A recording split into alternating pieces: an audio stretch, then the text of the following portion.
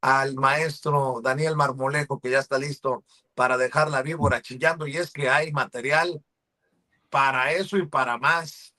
No sé si estás leyendo lo que sale en los archivos Epstein, que le ponen los pelos de punta a cualquiera, Daniel. Te mando un abrazo, Dani, ¿cómo estás?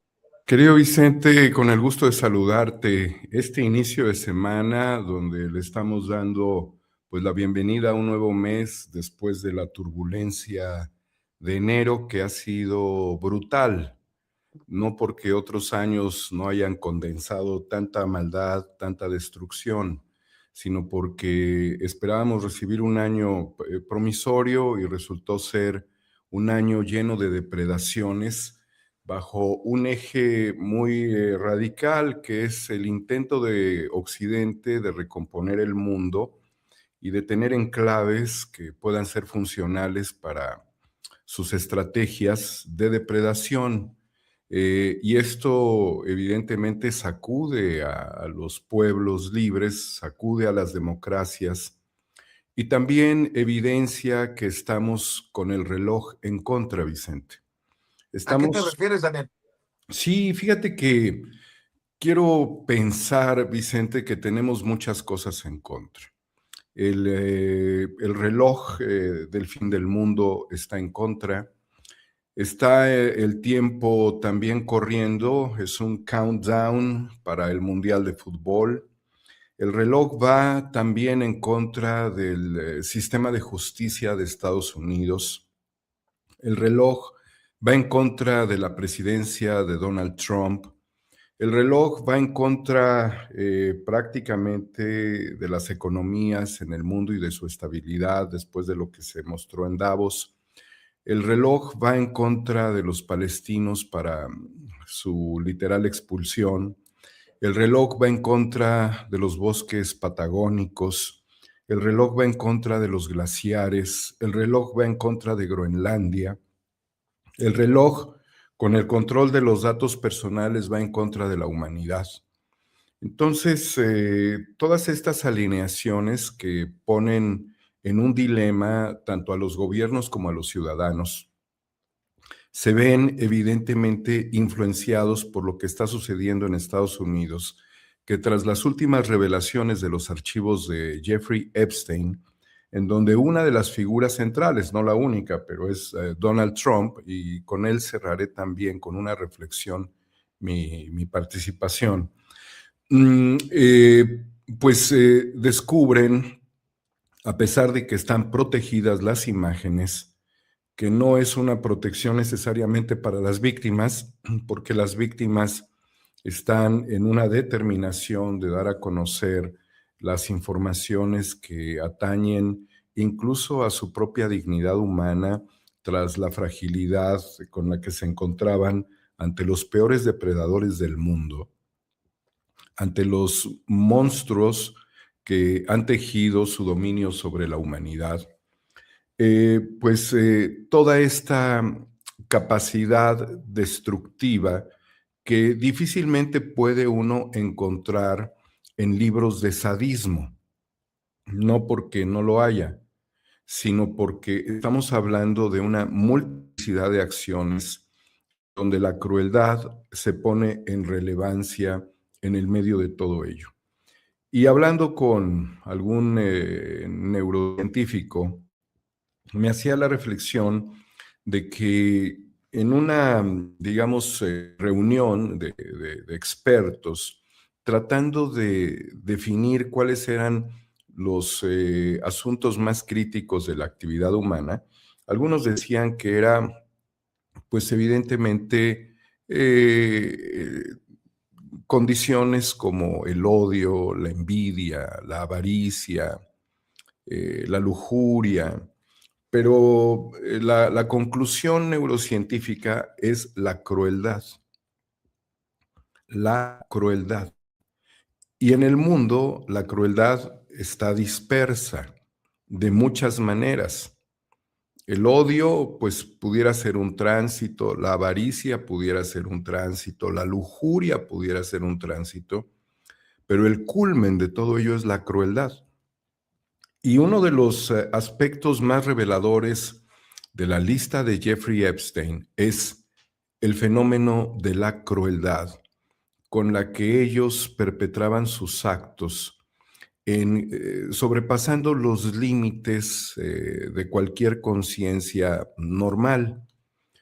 Y este nivel de depredación nos puede dejar muy claramente que estamos frente a los peores sujetos de la humanidad, que representan también una cara de los gobiernos fascistas, porque mantienen una imagen de culto que hoy se está sacudiendo, así como pudimos ver hace algunas décadas, y lo hemos visto permanentemente, que se derriban monumentos, esculturas de líderes, de presidentes en el mundo, cuando se dan fenómenos de insurrección, de sublevación. Hoy podemos decir que la imagen de Donald Trump está totalmente en el piso, está pues destruida. Y para él es una afectación muy grave porque se trató de expresar permanentemente como un patriarca. Entonces, la figura del patriarca expuesta en esta condición nos lleva también a una película de los años 90 que se llama La Celebración, cuando en una gran mesa todos los familiares iban a celebrar el aniversario del patriarca, pero el patriarca no sabía que toda la familia le iba a reprochar su condición depredadora. Y en este caso, la sociedad norteamericana, primeramente, está reprochándole a Donald Trump que haya formado parte de un tejido de sujetos que, sin ningún escrúpulo, sin conciencia moral, hayan realizado los actos más depredadores sobre los seres más débiles de la humanidad, que son las niñas y los niños, y también los bebés, que el grado de crueldad que este patriarca mesiánico y además emperador por propia condición, eh, haya estado involucrado en esta red. La sociedad norteamericana en este momento está siendo sacudida porque los valores occidentales que durante décadas han dicho representar, en el medio de una innumerable cantidad de contradicciones, hoy Donald Trump demuestra ser la peor presidencia de los Estados Unidos.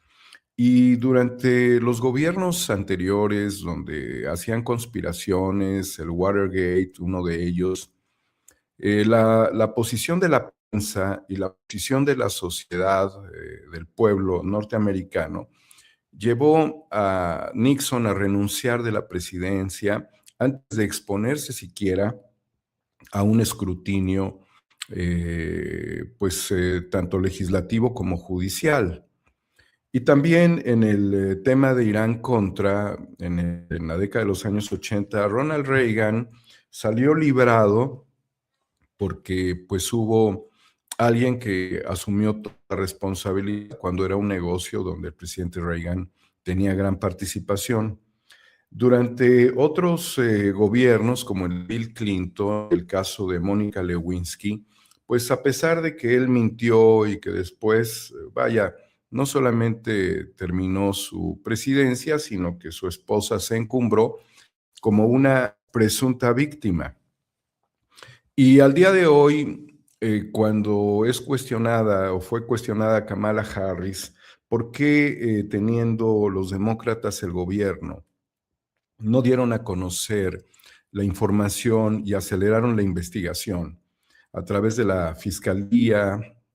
Pues la realidad es de que están muchas personas involucradas y muchos de los aportantes de las campañas. Así que esta red que logró tejer Jeffrey Epstein durante casi 3 décadas, Vicente, es una red que tiene las características de iniciar con un estratega financiero que pues justamente demostró sus capacidades para perpetrar fraudes con ingentes cantidades de dinero, valiéndose de mujeres para ir escalando, tener un ascenso económico y acercarse también a la élite, tanto británica y después a las élites norteamericanas y después, naturalmente, al gobierno de los Estados Unidos, específicamente en el gobierno de William Clinton.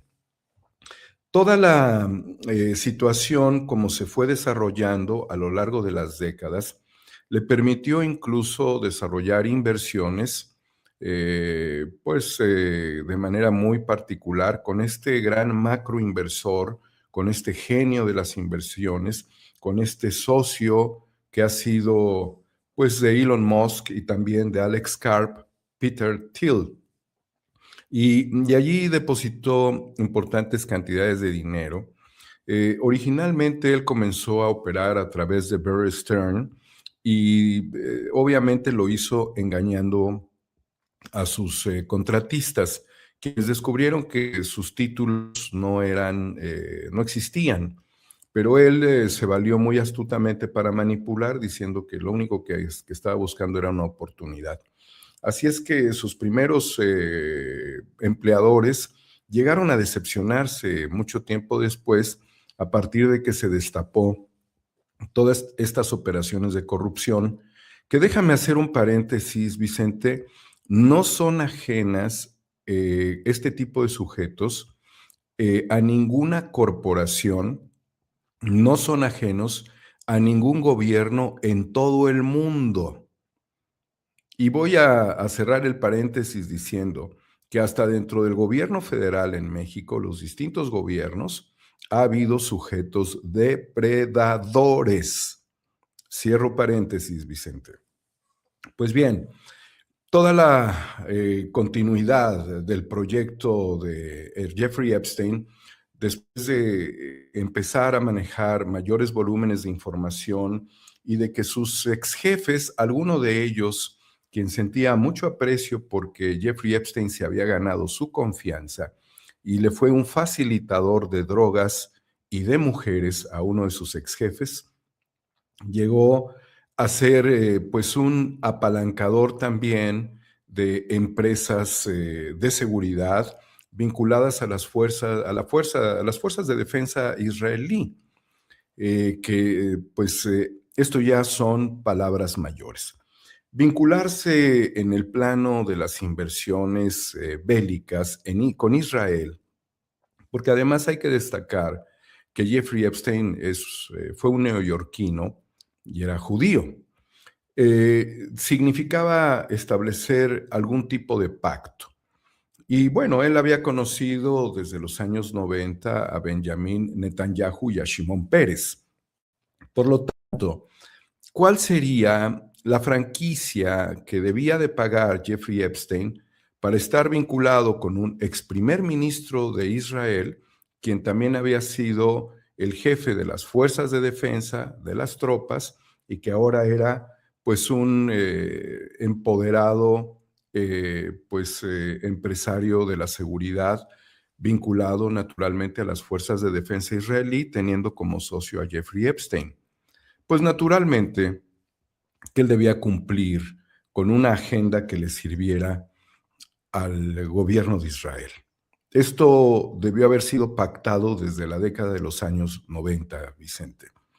Siendo ya un cómplice del gobierno de Israel, pues era naturalmente un sujeto vinculado al sionismo. Por lo tanto, la relación con Ghislaine Maxwell, quien fue su pareja y además fue una de las principales operadoras del tráfico de infantes para fines sexuales y quizás también para otros fines, como pueden ser las ejecuciones y otras tropelías que seguramente se dieron, que todavía estarían por descubrirse. Y me las reservo, pero no está esto ajeno a los 7 trasplantes de corazón que recibió David Rockefeller. Todo esto, querido Vicente, amigas y amigos de la audiencia, nos hacen pensar también de que ese vínculo era con personas que profesaban la misma religión, porque Ghislaine Maxwell es judía. Y el padre de Ghislaine Maxwell había sido pues un importante empresario de medios que además hizo importantes aportaciones al gobierno de Israel. Así es que estamos en el medio de una agenda geoestratégica que evidentemente pues debía de cumplir. Esto, ¿cómo lo podemos interpretar al tiempo actual? Que el archivo Epstein no solamente está en poder del Departamento de Justicia de los Estados Unidos, Vicente. Este archivo está en poder del Mossad. Eso sería prácticamente una cuestión de sentido común. Por lo tanto, Israel, quien tiene las imágenes, los testimonios, las informaciones de las actividades depredadoras de Jeffrey Epstein, tiene también el control de los Estados Unidos y de sus gobiernos y de muchos empresarios. Ciertamente, las empresas Big Tech, los CEOs de estas empresas, sus fundadores, sus genios, también están vinculados en muchos sentidos, como Elon Musk, como Bill Gates, al menos, si no más, dentro de estas estructuras de tráfico sexual, de depredación sexual y de abuso de infantes, y también de otras cosas todavía más graves, como si las anteriores no lo fueran. Al poder disponer de un apalancamiento para el chantaje, todo lo que ha sucedido es que la relación de Donald Trump es muy diferente con Netanyahu a la relación que Donald Trump ha tenido pues con cualquier presidente del mundo. Algunos los puede ver con cierto respeto y precaución. Xi Jinping, Vladimir Putin, presidente de Corea del Norte, y a Benjamin Netanyahu. Entonces aquí estamos para ponerlo en términos un poco más llanos para los mexicanos. Esta sería como una alianza de subordinación entre Genaro García Luna y Felipe Calderón, pero todavía en un nivel más potencial, donde hay bombas nucleares y donde hay poder de aniquilamiento, de secuestro de presidentes, de expoliación de recursos de otras naciones, pero es una relación absoluta de complicidad. Se ha presentado la película de la esposa de Trump, Melania, y da pues como resultado todo un fracaso de exhibición en el medio de los Grammys, donde se hace una crítica muy fuerte, rotunda a Donald Trump, a su gobierno, y en donde también pues se ha descubierto en los archivos de Epstein que el productor de esta película, uno de los realizadores, porque tiene inversiones también de las Big Tech, pues está también abrazando probablemente a una joven que sería quizás menor de edad. Ha sido muy dramático ver que las escenas que no son explícitas, porque las escenas explícitas están censuradas, están protegidas, en realidad es un mapa de la oscuridad. Es decir, que las revelaciones nos muestran el oscurantismo, Vicente, dan ya muy claro sentido. Incluso lo que sus víctimas han expresado de lo que hacían en un yate, donde Epstein no podía pasar 2 horas sin tener sexo. Y en sus aviones sucedía lo mismo que sucedía en sus casas y en su isla, y en donde el presidente Trump tiene una inmensa cantidad de menciones, y quizás uno de los aspectos más dramáticos es la subasta de menores, a partir de la valoración que este sujeto le daba a la estrechez de las infantes con sus propios dedos, y ese es quien gobierna Estados Unidos. Entonces, Vicente, el reloj va en contra de la humanidad. Si valoramos este periodo ya no apocalíptico, sino postapocalíptico, y dejamos que esto transcurra. La normalización del abuso nunca tendrá un frente judicial que lo combata. Si nosotros normalizamos que se pueden secuestrar presidentes y robar los recursos de una nación, estamos valorando que el poder criminal de los países se puede exponer, se puede conseguir a través de la fuerza dicha expoliación. Si nosotros damos un carpetazo al genocidio en Gaza, estamos hablando de que cruzamos la puerta al infierno. Y en ese sentido, Vicente, para tratar de Sí, cerrar esta participación, en la obra de Goethe, de pues este gran escritor, que es una obra trascendente de la literatura alemana, Mefistófeles, el diablo, dice: yo soy el espíritu que siempre niega.